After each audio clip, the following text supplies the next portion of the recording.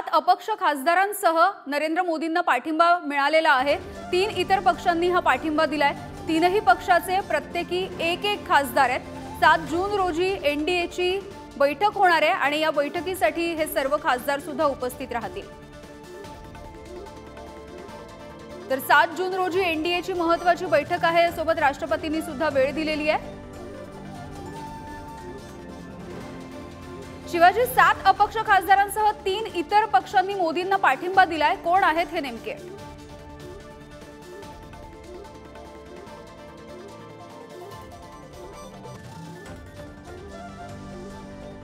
शिवाजीशी पुन्हा एकदा जोडलं जाण्याचा प्रयत्न करूया। मात्र आताची ही महत्त्वाची बातमी आपण बघतोय।